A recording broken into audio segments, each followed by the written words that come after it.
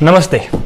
समय को लेकर दुनिया भर में कई कहावतें कही गई हैं, चाहे वो बेंजामिन फ्रैंकलिन की मशहूर कहावत हो कि टाइम इज मनी, या फिर सदियों पुरानी कहावत हो कि समय किसी के लिए नहीं रुकता। कहावतें दोनों ही सही हैं, बट रियलिटी में जो मेरी फेवरेट है ना, वो विलियम शेक्सपियर ने कही है, और वो इंग्लिश में कुछ इस तरीके से है कि better 3 hours too soon than a minute too late. मतलब समय से 3 घंटे पहले कहीं पहुंचना या कुछ करना काफी बेहतर है कि बजाय 1 मिनट की भी देरी से। अब शेक्सपियर की इस कहावत से सबसे ज्यादा अगर कोई इत्तेफाक रखेगा तो होगा एक प्रोफेशनल जिसकी अभी अभी हाल ही में जॉब लगी है। लेकिन इसके अलावा अगर किसी के लिए समय की सबसे ज्यादा अहमियत है तो वो है एक स्टूडेंट, एक विद्यार्थी, एक लाइफ लॉन्ग लर्नर। अब इस वीडियो में मैं अपने रियल लाइफ एक्सपीरियंस के साथ एक स्टूडेंट और टाइम के बीच का जो इंपॉर्टेंस है वो बताने जा रहा हूं। लेकिन रियलिटी यही है कि हम में से किसी को ना फालतू का ज्ञान नहीं चाहिए, और खासकर इस उम्र में तो बिल्कुल भी नहीं, क्योंकि वो बहुत है हमारे पास। तो क्यों किसी और की जिंदगी, किसी और की लाइफ से जिससे कोई जानना पहचानना, कोई लेना ना देना, उससे हम सीखना या सिखाना चालू कर दें। लेकिन फिर भी एक कोशिश मेरी तरफ से, क्योंकि जिस सीख ने, जिस लर्निंग ने मेरे ज्ञान चक्षु खोल दिए थे, अगर वो आपके काम आ सके तो nothing could be better than this. तो फर्स्ट वन, जब छोटे होते हमें हमारे माँ बाप सुबह सुबह जल्दी उठने के लिए कहते थे, और हम लोग बस 5 मिनट और थोड़ी देर और करते हुए थोड़ी सी और झपकी लेने की कोशिश करते थे। बस यही थी टाइम को लेकर हमारी पहली सीख जो हमें हमारे पेरेंट्स ने हमें दी थी। क्योंकि अगर आपका स्कूल सुबह 8 बजे का है या ऑफिस सुबह 9 बजे का है तो आपको समय पर उठना है, तैयार होना है, खाना खाना और एक फिक्स डिस्टेंस को तय करते हुए अपनी मंजिल पर पहुंचना है। लेकिन अगर आपने समय की कदर नहीं की और आलसी हो गए तो क्या होगा? किसी दिन सुबह खा के नहीं जाएंगे, किसी दिन नहा के नहीं जाएंगे, और इस खाने और नहाने का असर आपके पूरे दिन के रूटीन पर पड़ेगा। इसकी असली वजह क्या थी कि हम सुबह समय पर उठ नहीं पाए।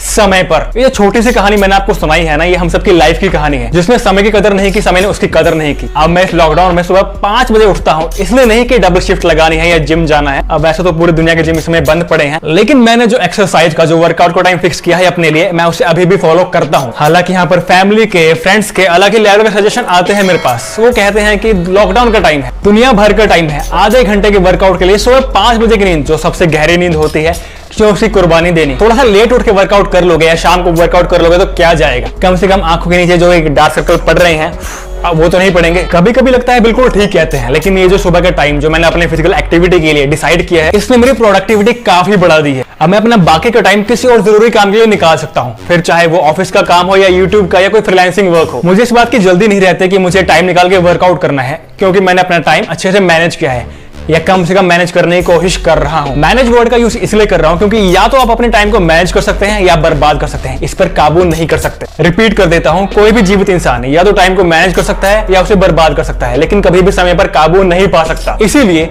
चॉइस इज योर्स, क्योंकि एक बहुत ही घिसी पिटी लेकिन मेरी चहेती कहावत है कि बीता समय कभी लौट कर नहीं आता, जिस वजह से फ्यूचर की चिंता वही शख्स करता है जिसने अपने वर्तमान पर ध्यान देना छोड़ दिया है। और ये मैं अपनी चहेती किताब से पढ़कर नहीं बल्कि अपनी जिंदगी के अनुभवों से बता रहा हूं, क्योंकि समय की बर्बादी क्या होती है और समय को बर्बाद करने का नतीजा क्या होता है वो मैंने पढ़ने से ज्यादा महसूस किया है। मैं कभी भी लाइफ में कोई रिग्रेट नहीं करता, लेकिन जब भी अपनी स्टूडेंट लाइफ को याद करता हूं तो कुछ पल ऐसे जरूर याद आते हैं जहां मैं टाइम को एंजॉय करने के साथ ही थोड़ा सा उसे अपने पर्सनल ग्रोथ के लिए भी यूज करता तो शायद सक्सेस थोड़ी जल्दी मिल जाती। लेकिन जैसा मैंने कहा कि मैं लाइफ में कभी कोई रिग्रेट नहीं करता, और करना भी नहीं चाहिए, क्योंकि एक आम इंसान की जिंदगी काफी लंबी होती है और इसे आप पछतावे के साथ नहीं जी सकते। अब आप में से कई मेरी तरह होंगे जो इस समय अपने करियर के पीक पर होंगे। ऐसे में हम सब अपने टाइम को मैनेज ही तो कर रहे हैं, प्रोफेशनल और पर्सनल लाइफ के बीच। अब कोई आपसे पूछे कि स्टूडेंट लाइफ में पढ़ाई कितनी अहमियत होती है तो आप क्या बोलेंगे कि भाई पढ़ाई के अलावा रखा क्या है स्टूडेंट लाइफ में? तो डियर स्टूडेंट्स, अब रियलिटी हाँ आपको भी पता है, मैं खुद अपनी स्टूडेंट लाइफ में एक ब्रिलियंट स्टूडेंट नहीं था, लेकिन पढ़ाकू जरूर था। और हाँ, इन दोनों चीजों में फर्क है, क्योंकि सिलेबस की बुक्स को मैंने जितना स्कूल या ट्यूशन में पढ़ना था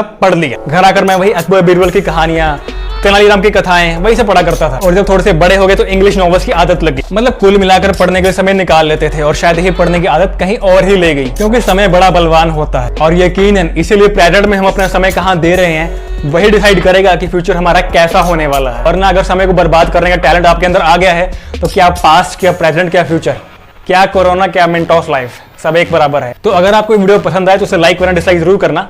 मिलते हैं फिर। जय हिंद।